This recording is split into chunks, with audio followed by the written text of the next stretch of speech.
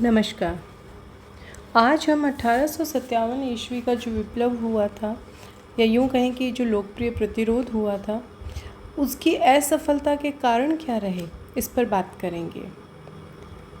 ये जो लोकप्रिय प्रतिरोध था, इसकी असफलता के एक नहीं कई कारण रहे थे, जो कि इस प्रकार से थे। पहला, मेरठ का विद्रोह।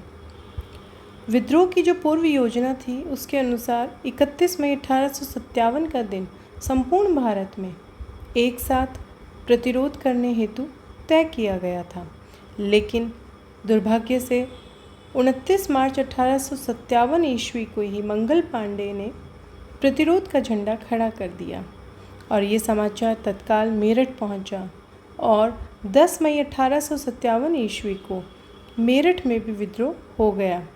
वास्तव में निश्चित समय से पूर्व प्रतिरोध आरंभ करके प्रतिरोध की योजना का तार तोड़ दिया गया। इस प्रकार अपरिपक्व अवस्था में प्रतिरोध आरंभ करने से असफलता तो निश्चित ही मिलनी थी।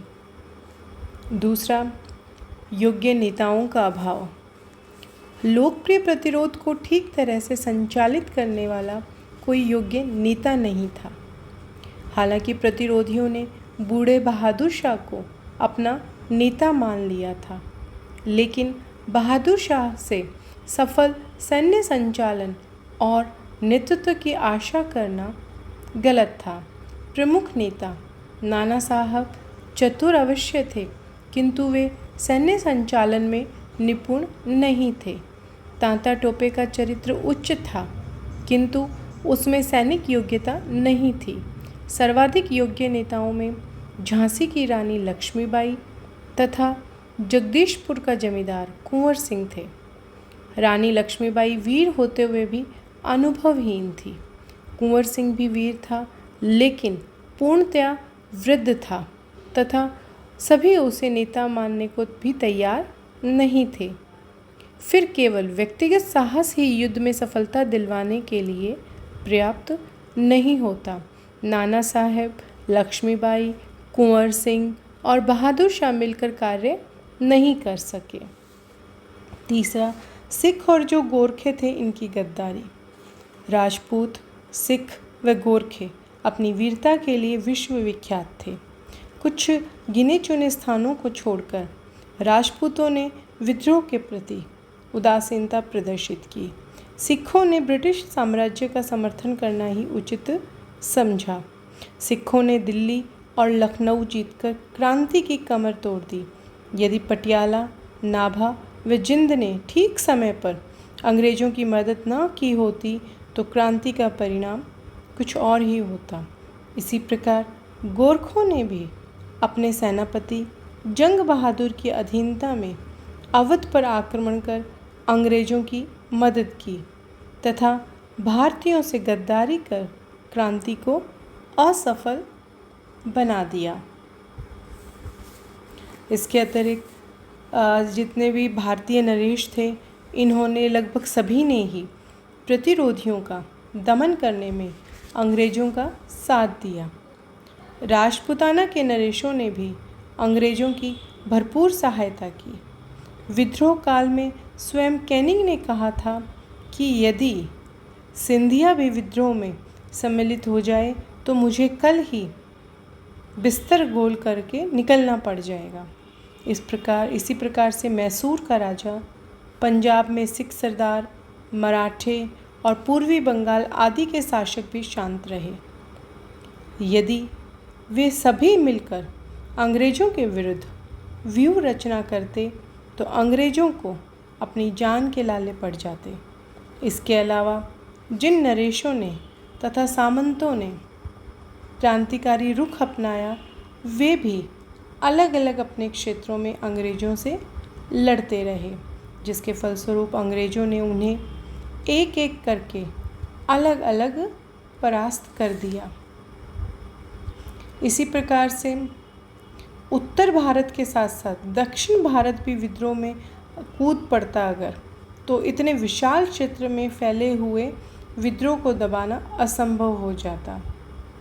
अतः अंग्रेज जो थे, अंग्रेज़ों ने दक्षिण से सेनाएं बुला ली, क्योंकि खाली दक्षिण भारत जो था अब वो क्योंकि उस विद्रोह के प्रति उदासीन रहा था और उत्तर भारत में ये जो विद्रोह हुआ था इसे दबाने के लिए दक्षिण से सेनाएं बुला ली गई तथा विद्रोही क्षेत्रों पर आक्रमण करके विजय प्राप्त कर ली।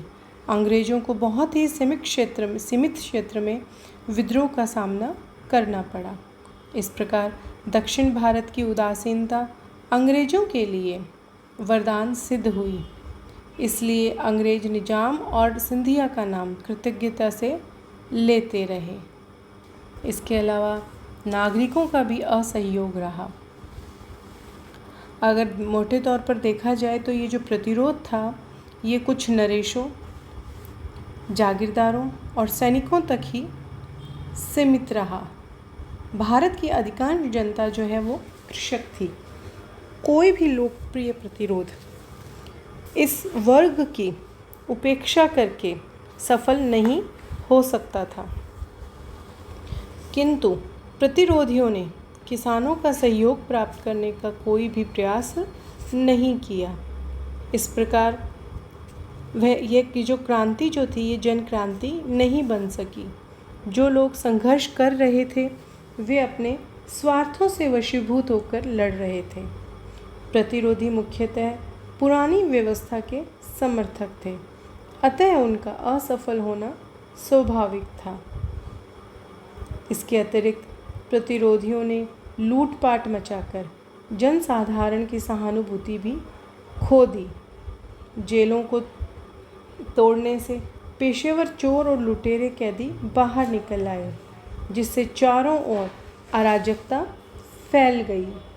अतः अधिकांश जो जनता थी वो प्रतिरोधियों से नाराज हो गई और जो लोग संघर्ष कर रहे थे उनमें अंग्रेज़ों को परास्त करने की क्षमता नहीं थी। ये जो विप्लव हुआ इसके दो पहलू थे। एक ओर तो इससे स्पष्ट हो रहा था कि भारत के ऊपरी शांत वातावरण के तले जन विद्रोह की विराट शक्तियां जन्म ले रही हैं। वहीं दूसरी ओर इस प्रतिरोध पर दकियानुसी और सामंतवादी शक्तियों की छाप थी। इस प्रक्रियावादी स्वरूप के कारण इसे शिक्षित वर्ग का समर्थन नहीं मिल सका। इसके विपरीत अंग्रेज राष्ट्रीय भावना से प्रेरित होकर अपने साम्राज्य की सुरक्षा के लिए लड़ रहे थे, अतः लोकप्रिय प्रतिरोध का असफल होना स्वाभाविक था। इसके अतिरिक्त केंद्रीय संगठन का भी अभाव रहा था। हालांकि ये जो प्रतिरोध था आरंभ होने से पूर्व कुछ संगठन और योजना अवश्य थी, किंतु प्रतिरोध प्रारंभ हो जाने के बाद योजना का क्रमबद्ध रूप दिखाई नहीं देता। प्रतिरोधी सेनाओं के दिल्ली पहुंचने तक तो किसी पूर्व निश्चित योजना का स्वरूप दिखाई देता है, किंतु बाद में वह समाप्त सा दिखाई देता है। कोई केंद्रीय संगठन भी होना चाहिए था जो अंग्रेज़ों की गतिविधियों को ध्यान में रखकर सभी क्षेत्रों के प्रतिरोधों में समन्वय स्थापित कर सके। इसी प्रकार से लॉर्ड कैनिंग की जो उदारता थी वो भी इसकी असफलता का एक कारण था, क्योंकि तात्कालिक जो गवर्नर थे लॉर्ड कैनिंग, ये इनकी जो उदारता थी इसने प्रतिरोधियों को शांत करने में सफलता प्राप्त की। कैनिंग ने स्पष्ट घोषणा की कि जो हथियार डाल देगा उसके साथ न्याय होगा तथा हिंसा करने वालों को छोड़कर सभी को माफ़ कर दिया जाएगा। इस घोषणा का व्यापक प्रभाव पड़ा, मानो जलते हुए अंगारों पर पानी डाल दिया गया हो। इसके अतिरिक्त ठोस लक्ष्य का अभाव भी इसकी असफलता का एक कारण था। प्रतिरोधियों में जहाँ नेतृत्व का अभाव था वहाँ ठोस लक्ष्य का भी अभाव था। भारतीय सैनिकों ने चर्बी वाले कारतूसों से तथा अपनी असुविधाओं के कारण विद्रोह किया था, और वह भी पूर्व निश्चित समय से पहले। मुसलमान जहाँ मुग़ल सम्राट के प्राचीन गौरव को पुनर्जीवित करना चाहते थे, वहाँ हिंदू नाना साहब और रानी लक्ष्मीबाई के नेतृत्व में हिंदू सर्वोच्चता की पुनः स्थापना चाहते थे। अंग्रेजी शासन को समाप्त करने का अर्थ उन्होंने कुछ अंग्रेज अधिकारियों को समाप्त कर देना समझा। वे ये नहीं समझ सके कि कुछ अंग्रेज जो हैं इनकी हत्या करने से अंग्रेजी शासन समाप्त नहीं हो सकता। इसके अतिरिक्त अंग्रेज़ों की अनुकूल परिस्थितियाँ जो थी उन्होंने भी उनको सफलता दिलवाई। 1857 की क्रांति से कुछ समय पूर्व अगर हुई होती तो अंग्रेज़ों को भारत से भागना पड़ता, किंतु जिस समय क्रांति प्रारंभ हुई तब तक परिस्थितियाँ अंग्रेज़ों के अनुकूल हो गई थी। देसी नरेश, सामंत तथा बुद्धिजीवी अंग्रेजों का समर्थन कर रहे थे। डलहौजी के सुधारों के परिणाम स्वरूप सेना के पास रसद आदि भेजने हेतु यातायात का अच्छा प्रबंध हो चुका था और सैनिक समाचार भेजने हेतु संचार व्यवस्था स्थापित हो चुकी थी। इन परिस्थितियों में अंग्रेजों के लिए क्रांति का दमन करना असंभव हो गया। इसके अलावा सीमित साधन जो थे, ये भी इसकी असफलता का एक कारण था। प्रतिरोधियों के पास साधन अंग्रेजों की अपेक्षा अत्यंत ही सीमित थे। प्रतिरोधियों के पास त्याग और बलिदान की भावना वाले सैनिक थे, किंतु उनका रण कौशल अंग्रेजों जैसा नहीं था।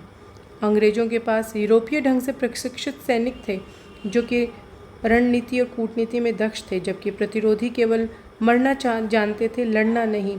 उन्हें आर्थिक असुविधाओं का भी सामना करना पड़ा, क्योंकि आरंभ में तो कुछ सेठों ने उन्हें सहायता दी तथा सरकारी खजाना लूटकर उन्होंने अपना काम चलाया, किंतु आगे चलकर प्रतिरोधियों को धन, रसद और हथियारों की कमी का सामना करना पड़ा। इंग्लैंड से प्राप्त सैन्य सामग्री भी उपलब्ध हो रही थी अंग्रेजों को। इस प्रकार सीमित साधनों से क्रांति अधिक समय तक नहीं चलाई जा सकती थी। Thank you.